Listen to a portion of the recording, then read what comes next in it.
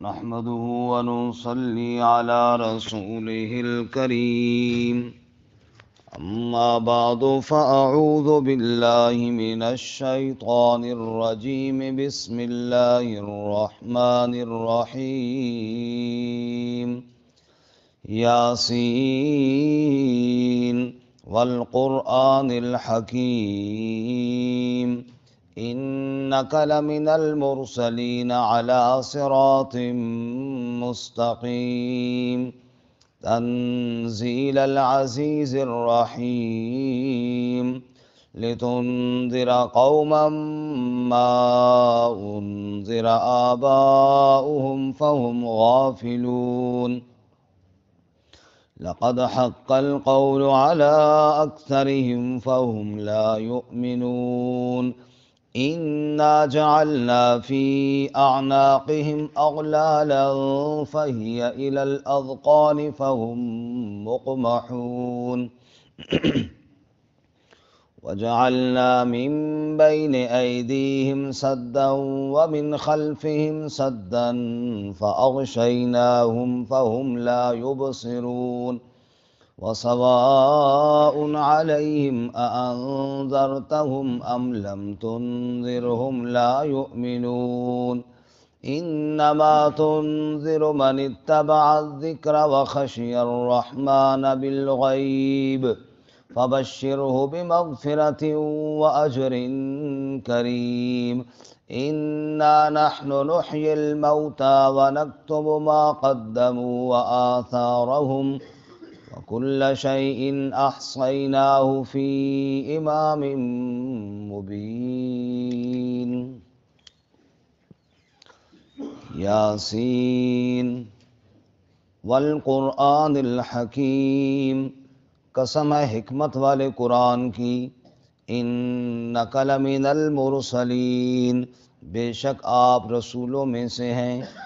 علی صراط مستقیم، سیدھے راستے پر ہیں. تنزیل العزیز الرحیم، نازل کرنا غالب رحم کرنے والے کی طرف سے ہے. لتنذر قوما ما انذر آباؤہم، تاکہ آپ ڈرائیں اس قوم کو نہیں ڈرایا گیا ان کے بڑوں کو. فہم غافلون، پس وہ غفلت والے ہیں. لقد حق القول علی اکثرہم، یقیناً ثابت ہو گئی بات ان کے اکثر پر. فہم لا یؤمنون، بس وہ ایمان نہیں لائیں گے. انا جعلنا فی اعناقہم اغلالا، بے شک ہم نے ڈال دیے ان کی گردنوں میں طوق. فہی الی الاذقان، بس وہ ٹھوڑیوں تک ہیں. فہم مقمحون، بس وہ سر اوپر اٹھائے ہوئے ہیں. وجعلنا من بین ایدیہم سدا، اور ہم نے بنا دی ان کے آگے دیوار. ومن خلفہم سدا، اور ان کے پیچھے بھی دیوار. فاغشیناہم، پس ہم نے ڈھانپ دیا ان کو. فہم لا یبصرون، پس وہ نہیں دیکھ سکتے. وسواء علیہم، اور برابر ہے ان پر. اانذرتہم ام لم تنذرہم، کہ آپ ان کو ڈرائیں یا آپ نہ ڈرائیں ان کو. لا یؤمنون، وہ ایمان نہ لائیں گے. انما تنذر من اتبع الذکر، بے شک آپ ڈراتے ہیں اس کو جو اتباع کرے نصیحت کی. وخشی الرحمن بالغیب، اور ڈرے رحمان سے غیب کے ساتھ. فبشرہ بمغفرۃ واجر کریم، پس خوشخبری دیجیے اس کو مغفرت کی اور عزت والے اجر کی. انا نحن نحیی الموتى، بے شک ہم ہی زندہ کرتے ہیں مردوں کو. وَنَكْتُبُ مَا قَدَّمُوا وَآثَارَهُمْ، اور ہم لکھتے ہیں جو انہوں نے آگے بھیجا اور ان کے نشانات کو. وَكُلَّ شَيْءٍ، اور ہر شے. احصیناہ ہم نے شمار کر دیا اس کو، فی امام مبین واضح کتاب میں۔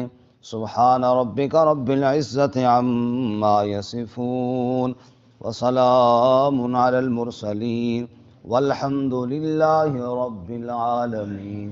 اللہم صل علی محمد وعلی آل محمد كما صليت على إبراهيم وعلى آل إبراهيم إنك حميد مجيد۔ اللهم بارك على محمد وعلى آل محمد كما باركت على إبراهيم وعلى آل إبراهيم إنك حميد مجيد۔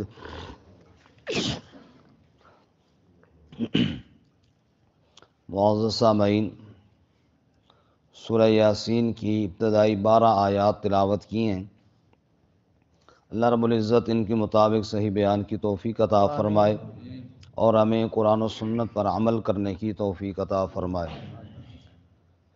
اس سے قبل سورہ فاطر میں دلائل عقلیہ سے یہ بات واضح ہوئی کہ پکار کے لائق صرف اللہ ہی کی ذات ہے۔ اب سورہ یاسین میں دلائل عقلیہ کے ساتھ ایک دلیل نقلی بھی بیان کی گئی، جس کا خلاصہ بھی یہی ہے کہ پکار کے لائق صرف اللہ ہی کی ذات ہے۔ ابتدا میں قرآن مجید کی صداقت اور صاحب قرآن حضرت محمد الرسول اللہ صلی اللہ علیہ وسلم کی صداقت اور عظمت کو بیان کیا گیا، اور ساتھ ساتھ منکرین کے انکار اور ان کی ضد کو بیان کیا۔ ارشاد فرمایا یاسین حروف مقطعات میں سے ہے، اللہ عالم بمرادہ۔ سورہ یاسین کے بارے میں فضائل کافی آئے ہیں۔ صبح پڑھنے کی فضیلت، رات کو پڑھنے کے بعد مغفرت کی فضیلت۔ اللہ تعالیٰ ہمیں ان تمام فضائل پر عمل کرنے کی توفیق عطا فرمائے۔ والقرآن الحکیم، واو قسمیہ ہے، حکمت والے قرآن کی قسم، اور یہ قسم بمانے گواہی کے ہے، جیسا کہ قرآن مجید میں اکثر قسمیں بطور گواہی کے ہیں۔ مثلا والضحیٰ واللیل اذا سجا ما ودعک ربک وما قلی، چاشت کے وقت کی قسم، رات کے اندھیرے کی قسم، آپ کو آپ کے رب نے نہیں چھوڑا۔ تو وہاں تشبیہ ہے، یعنی ابھرتا ہوا سورج اس بات کا گواہ ہے کہ اللہ تعالیٰ نے آپ کو جو نبوت عطا فرمائی وہ سچی ہے، اور اللہ آپ کو نہیں چھوڑ رہا۔ ایسے ہی لعمرک انہم لفی سکرتہم یعمہون، آپ کی عمر کی قسم، والعصر زمانے کی قسم، وغیرہ وغیرہ۔ تو یہ بطور گواہی کے ہے۔ معنی کیا ہوا؟ زمانہ گواہ ہے کہ انسان خسارے میں ہے۔ یہاں فرمایا والقرآن الحکیم انک لمن المرسلین، یہ جواب قسم ہے۔ حکمت والا قرآن اس بات پر گواہ ہے کہ آپ میرے سچے رسول ہیں۔ اگر آپ سچے رسول نہ ہوتے تو ایسا کلام آپ کے اوپر نازل نہ ہوتا۔ یہ لاریب کتاب، یہ نبی پاک صلی اللہ علیہ وسلم کا سب سے بڑا معجزہ ہے قرآن مجید، سب سے بڑا معجزہ ہے، اور دائمی معجزہ ہے۔ دائمی معجزے سے مراد ہے، مثال کے طور پر موسیٰ علیہ السلام کی لاٹھی جب پھینکتے تھے تو کیا بنتی تھی؟ سانپ۔ عصائے موسیٰ بعد میں بھی قوموں کے پاس رہی ہے، لیکن بعد میں سانپ نہیں بنتی تھی۔ سانپ اسی وقت بنتی تھی جب موسیٰ علیہ السلام کے ہاتھ میں تھی۔ قرآن مجید دائمی معجزہ ہے۔ قرآن رسول اللہ صلی اللہ علیہ وسلم کے وقت بھی لاریب تھا، آج بھی لاریب ہے۔ اس وقت بھی قرآن کی مثل نہ کوئی پیش کر سکا ہے، اور آج بھی قرآن کی مثل کوئی پیش نہیں کر سکتا۔ تو یہ قرآن مجید دائمی معجزہ ہے رسول اللہ صلی اللہ علیہ وسلم کا۔ اس لیے ہمارا ایمان ہے، یہ جو ہمارے ہاتھوں میں قرآن مجید ہے، یہ بالکل وہی قرآن مجید ہے جو اللہ نے اپنے نبی صلی اللہ علیہ وسلم پر نازل کیا ہے، اور قیامت آ جائے گی، اس میں کوئی رد و بدل نہیں کر سکتا۔ یاسین والقرآن الحکیم انک لمن المرسلین علی صراط مستقیم۔ قرآن حکمت والا گواہ ہے کہ آپ میرے سچے رسولوں میں سے ہیں۔ علی صراط مستقیم، سیدھے راستے پر ہے۔ اگر کوئی صراط مستقیم پر چلنا چاہے، سیدھے راستے پر چلنا چاہے، اسی راہ پر چلے جس راہ پر اللہ کا محبوب صلی اللہ علیہ وسلم چل رہا ہے، یہی سیدھا راستہ ہے۔ تنزیل العزیز الرحیم، اس کتاب کا نازل کرنا اس ذات کی طرف سے ہے، العزیز الرحیم، جو غالب ہے، رحم کرنے والا ہے۔ کیوں نازل کیا قرآن؟ فرمایا لتنذر قوما، تاکہ آپ ڈرائیں اس قوم کو، ما انذر آباؤہم، کہ جن کے بڑوں کو نہیں ڈرایا گیا۔ آپ صلی اللہ علیہ وسلم سے پہلے مکہ کے اندر اور کوئی نبی نہیں آیا تھا، حتیٰ کہ دنیا میں عیسیٰ علیہ السلام کے اٹھائے جانے کے بعد بھی کم و بیش 600 سال کا عرصہ گزر گیا تھا، صدیاں بیت گئی تھیں، بیچ میں کوئی نبی نہیں آیا تھا۔ جب نبوت کا زمانہ جتنا دور ہو جائے اتنا ہی جہالت جگہ پکڑ لیتی ہے، جیسے کہ بارش جتنا عرصہ نہ ہو اتنا ہی زمین بنجر ہو جاتی ہے، پھر اللہ باران رحمت نازل فرماتے ہیں۔ اللہ فرماتے ہیں ما انذر آباؤہم، صدیاں بیت گئی تھیں، اللہ کا نبی دنیا میں کوئی نہیں تھا، اللہ تعالیٰ نے رحمت للعالمین صلی اللہ علیہ وسلم کو مبعوث فرما دیا۔ فہم غافلون، وہ لوگ غافل ہوئے پڑے تھے، اللہ نے اپنے نبی صلی اللہ علیہ وسلم کو بیدار کرنے کے لیے بھیج دیا۔ وہ ایک امی کہ ہر دانش کو چمکاتا ہوا آیا، وہ ایک باران رحمت کہ پھول برساتا ہوا آیا، وہ ایک نغمہ کہ انسانوں کو چونکاتا ہوا آیا، وہ ایک خوشی جو ہر مظلوموں کے چہروں پر دمک اٹھی، وہ ایک بندہ جو سلطانوں سے ٹکراتا ہوا آیا، وہ ایک نرمی کہ سنگ و خشت کے سینوں میں جا اتری، وہ ایک شیشہ کہ ہر پتھر سے ٹکراتا ہوا آیا۔ سب کو صلی اللہ علیہ وسلم۔ فرمایا لتنذر قوما ما انذر آباؤہم فہم غافلون، غافلوں کو جگانے کے لیے ہم نے اپنے نبی صلی اللہ علیہ وسلم کو مبعوث فرمایا ہے۔ لقد حق القول علی اکثرہم فہم لا یؤمنون، اب سارے غافل مان جائیں گے؟ فرمایا نہیں، اکثر لوگ ایسے ہیں، اکثر، لقد حق القول علی اکثرہم، اکثر لوگ ایسے ہیں ان پر یہ فیصلہ ہو چکا ہے کہ لا یؤمنون، وہ ایمان نہیں لائیں، اکثر۔ کیوں؟ اس لیے کہ خیر جو ہے اس کی مقدار کم ہے، شر کی مقدار زیادہ ہے، خیر کی مقدار کم ہے، شر کی مقدار زیادہ۔ قلیل من عبادی الشکور، شکر کرنے والے بندے تھوڑے ہوتے ہیں، ناشکر زیادہ ہوتے ہیں۔ تو فرمایا لقد حق القول علی اکثرہم، اکثر پر بات ثابت ہو گئی، فہم لا یؤمنون، وہ ایمان نہ لائیں گے، کیونکہ وہ کفر کے آخری درجے کو پہنچ چکے ہیں۔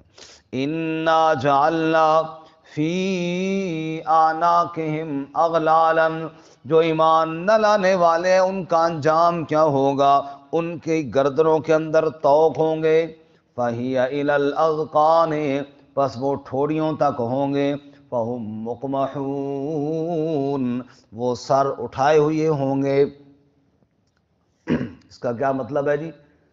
آپ اگر میری طرف دیکھے تو میں عرض کروں، گلے کے اندر توق ڈالے جائیں گے لوہے کے، یہ ہے ٹھوڑی، اور وہ ایسے چڑھے ہوئے ہوں گے یہاں ٹھوڑیوں سے اوپر، یوں سر یوں اوپر اٹھا، فہم مکمحون، یوں سر اوپر اٹھا ہوا ہوگا۔ اللہ تعالیٰ ہماری حفاظت فرمائے۔ یہ ہے جہنم کے اندر جہنمیوں کی حالت، کہ بیڑیاں بھی ہوں گی اور توق گلے میں ہوں گے جو یوں ان کو سیدھا دیکھ نہیں پائیں گے اور سیدھا سر نہیں رکھ پائیں گے، ٹھوڑیوں تک چڑھے ہوئے ہوں گے اور فہم مکمحون، سر اوپر اٹھے ہوئے ہوں گے۔ اللہم اجرنا من النار، اللہ ہم سب کو جہنم کے عذاب سے محفوظ فرمائے۔ سوال پیدا ہوتا ہے، باران رحمت بن کر محمد الرسول اللہ صلی اللہ علیہ وسلم آئے، اللہ تعالیٰ کے محبوب کو اللہ نے رحمت للعالمین بنایا، پورے انسانیت کے لیے ہدایت کا پیغام دے کر آپ صلی اللہ علیہ وسلم آئے۔ وہ بطحا کی وادیوں سے وہ جو نور ہدایت چمکا، صدیوں بعد آج بھی کسی کے دل میں چمک رہا ہے، تو یہ کتنا بڑا نور تھا، کتنی بڑی ہدایت تھی جو چمک رہا ہے۔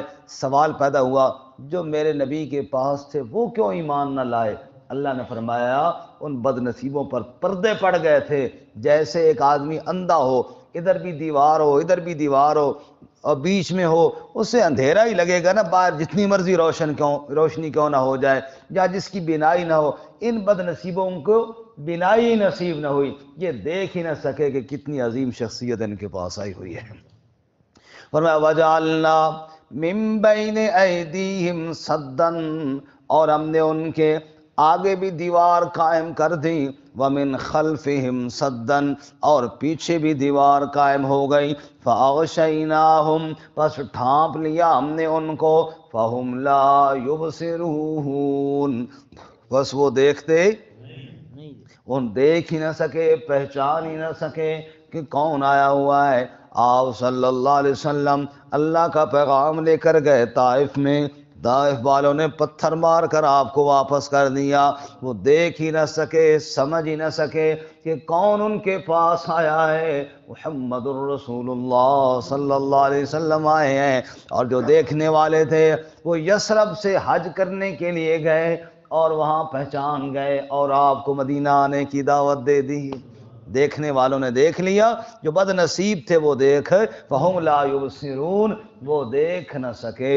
اللہ اکبر۔ اور آج تک ایمان والے تڑپ رہے ہیں، کاش اللہ ہمیں اپنے محبوب کا دیدار نصیب فرمائے صلی اللہ علیہ وسلم۔ شاعر کہتا ہے قسمت سے جو میں تیرا زمانہ پاتا آقا، تیرے قدموں میں جاں اپنی لٹاتا آقا، قسمت سے میں جو تیرا زمانہ پاتا آقا، تیرے قدموں میں جاں اپنی لٹاتا آقا، اور میری زندگی کی یہ آخری خواہش بھی پوری ہو جاتی، تیرے قدموں میں میں مر جاتا آقا، تیرے حسن جمال کی خوبصورت نعتیں تیری خدمت میں پڑھ پڑھ کر سناتا آقا، اور تو جو کبھی میرے گھر اور میری مسجد آیا ہوتا، کون آیا ہے میں کس کس کو بتاتا آقا۔ اللہ اکبر صلی اللہ علیہ وسلم۔ اللہ فرماتا ہے فَهُمْ لَا يُبْصِرُونَ، اتنی عظیم ہستی ان کے پاس آئی، وہ بد نصیب پہچان ہی نہ سکے۔ وَسَوَاءٌ عَلَيْهِمْ أَأَنذَرْتَهُمْ أَمْ لَمْ تُنذِرْهُمْ لَا يُؤْمِنُونَ، اب برابر ہے ایسے بد نصیبوں پر آپ ان کو ڈرائیں یا ان کو نہ ڈرائیں، وہ ایمان نہیں لائیں گے۔ اس لیے کہ کفر کا آخری درجہ ہوتا ہے مہر جباریت، پہلا درجہ ہے ریب، شک کرنا، دوسرا درجہ ہے ضلال، گمراہ ہو جانا، تیسرا درجہ ہے جدال، اللہ کے نبی سے جھگڑا کرنا، چوتھا درجہ ہے مہر جباریت، دل پر مہر لگ جائے اور دل کفر پر پکا ہو جائے۔ فرمایا یہ تو اس درجے پر پہنچ گئے۔ اس لیے اب ان کو ڈرانے نہ ڈرانے کا فائدہ کوئی نہیں کہ لا یؤمنون، یہ ایمان نہیں لائیں گے۔ انما تنذر من اتبع الذکر، بے شک آپ تو اس کو ڈراتے ہیں جو اللہ کی نصیحت کی اتباع کرے۔ بات سننے والا ہو تو اس کو نصیحت کی جاتی ہے نا، جو بات سننے کے لیے تیار نہ ہو اس کو نصیحت کرنے کا کیا فائدہ؟ یہ بات سننے کے لیے تیار نہیں، لہذا ان کو کوئی فائدہ بھی نہیں۔ آپ اسے ڈراتے ہیں جو نصیحت کی اتباع کرتا ہے، وخشی الرحمن بالغیب، اور رحمان سے بن دیکھے ڈرتا ہے۔ فبشرہ بمغفرۃ واجر کریم، ایسے بندے کے لیے مغفرت اور عزت والے اجر کی خوشخبری ہے، اللہ ہمیں نصیب فرمائے آمین۔ اور آخری بات، انا نحن نحیی الموتى، بے شک ہم ہی مردوں کو زندہ کریں گے۔ سوال پیدا ہوتا ہے کون اٹھائے گا دوبارہ؟ فرمایا ہم اٹھائیں گے نا، اس نے پہلی مرتبہ پیدا کیا۔ انا نحن نحیی الموتى، ہم ہی مردوں کو زندہ کرتے ہیں۔ وَنَكْتُبُ مَا قَدَّمُوا وَآثَارَهُمْ، اور ہم لکھتے ہیں جو انہوں نے آگے بھیجا اور ان کے آثار، ان کے نشانات کو۔ کیا مطلب؟ جو عمل ہم کر رہے ہیں یہ تو وہ عمل ہے جو ہم آگے بھیج رہے ہیں، آخرت کے لیے ذخیرہ ہو رہا ہے، اور بعض ایسے نیکی کے کام ہیں جو ہم نے پیچھے چھوڑے ہیں، وہ ہو گئے آثار۔ جیسا کہ حدیث میں آتا ہے اذا مات الانسان، جب انسان فوت ہوتا ہے اس کے اعمال کا سلسلہ بھی کیا ہو جاتا ہے؟ تین چیزیں ہیں جو بعد کے اندر بھی جاری رہتی ہیں۔ نمبر ایک صدقہ جاریہ، جیسے یہ مسجد ہے یا دیگر مساجد ہیں، جب تک وہاں نمازیں ہوتی رہیں گی اور یہ قیامت تک مسجد ہی رہتی ہے، تو جس نے اس کو وقف کیا ہے اللہ کے نام پر، اس کو مرنے کے بعد بھی اس کا اجر ملتا رہتا ہے۔ یہ ہے آثار، جو عمل کیا وہ تو ہو گیا نا ما قدموا، اور یہ چھوڑ گیا آثار، نشانات چھوڑ گیا۔ اسی طرح نمبر دو آپ نے فرمایا کہ نیک اولاد، جو اس کے لیے دعائیں کریں۔ اولاد، نیک اولاد بھی کیا ہے؟ صدقہ جاریہ ہے۔ نیک اولاد، آگے پوتے پوتیاں، وہ جتنے نیک اعمال کرتے ہیں، دعائیں کرتے ہیں، ماں باپ کو قبر کے اندر ان کا ثواب ملتا ہے۔ یہ ہو گیا آثار، اچھی اولاد چھوڑ کر جانا۔ اسی طرح آثار میں تیسری چیز کیا ہے کہ علم، کسی کو سکھایا، قرآن پڑھا دیا، نماز سکھا دی، کلمہ درست کرا دیا، جب تک وہ جناب آگے سلسلہ چلتا رہے گا اس کو اجر ملتا رہے گا۔